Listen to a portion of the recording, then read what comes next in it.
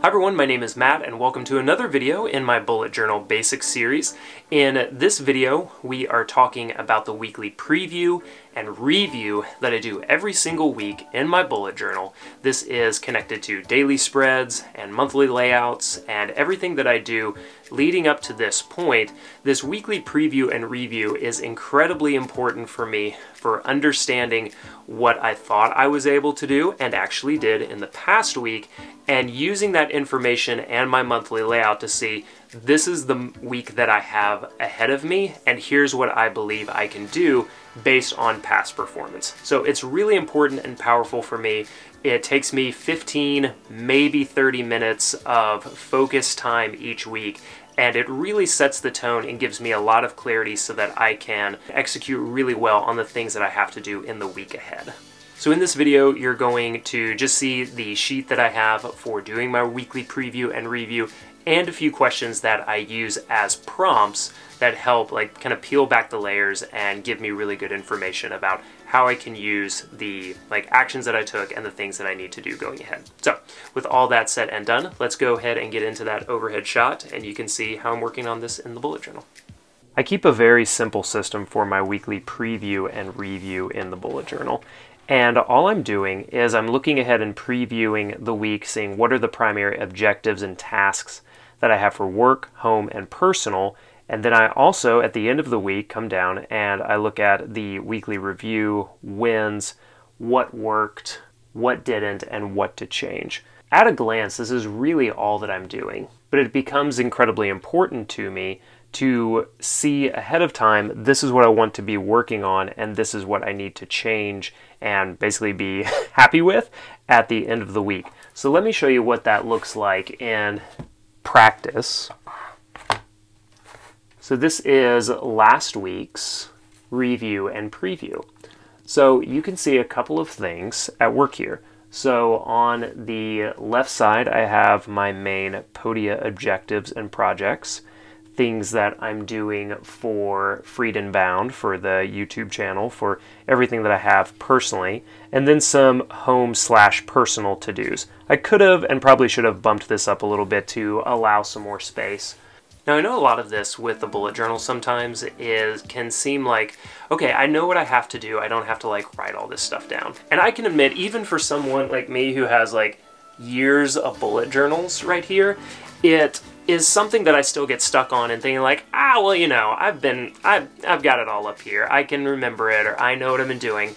Inevitably, that is false. And the way that I do these previews and reviews, or reviews and previews, whichever comes first, it's very chicken or egg for me, is it allows me to take, again, 30 minutes at the most, but that clarifies my thinking. It raises my awareness of the time and the tasks that I have, and it gives me, again, a lot of clarity for understanding how I need to execute on the projects, on the tasks, on the things that I need to do in the coming week. The bottom, say, third-ish of the page down here, I'm kind of squeezing in the review, but I'm just going over the things that I showed you in an easier to see way right here.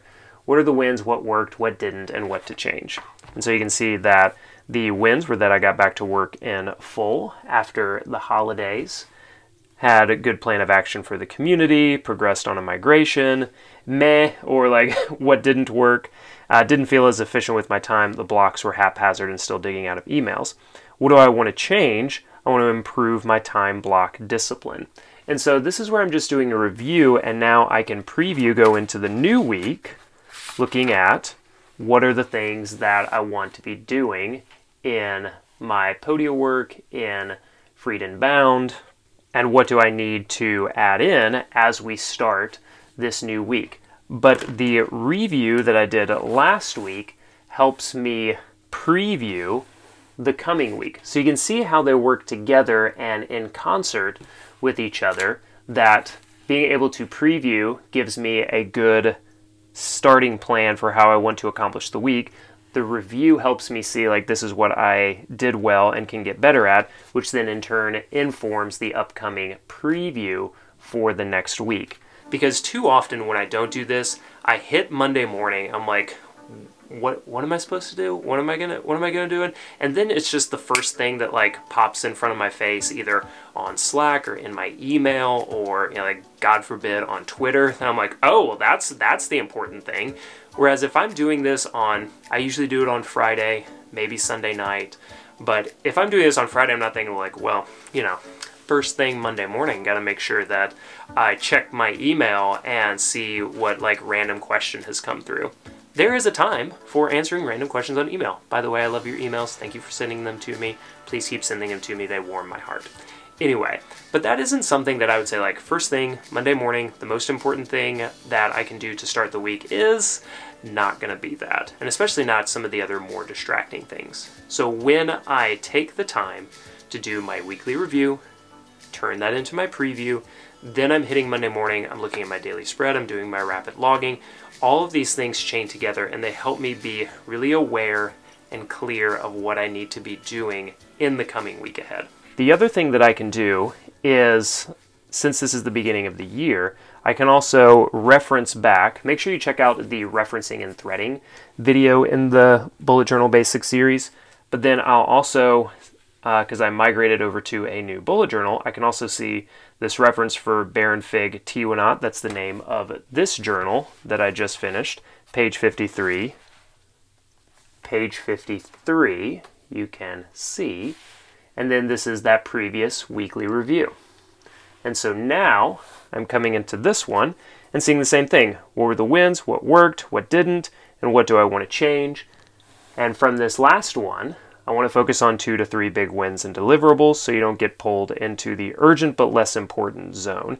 And then transition to Clear 2020. The next week begins on page 26. That's getting into the threading piece a little bit, but you can see right down here, you probably can't see it, it's a very light type, but this says page 26, and these are the 2 to 3 main projects and objectives that I want to accomplish, things that I want to do for my own work, at home, and then reviewing so that I can go into the next week right here, which I'm still kind of setting up, a little behind on that, but that's okay.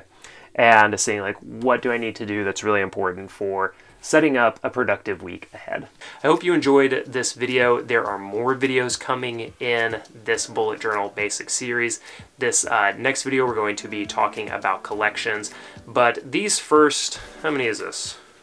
This was the first 4. These first 4 really, I would say, form the foundation of how you use your bullet journal and how you can keep using it really effectively as we build into some of these additional things, like talking about collections, threading and organizing, migrating trackers, a bunch of different stuff that is still really valuable. But these first 4 videos, I wanted to get these out because they form the foundation of effective and efficient bullet journal usage that you know, whether this is your first bullet journal or your next, these are really good ways to be using the methodology. So thank you so much for watching. If you liked it, give it a thumbs up and consider subscribing if you haven't yet, and ring the bell so that you can be notified when that next Bullet Journal Basics video comes out. Like I said, there are, I think, I should know this by now.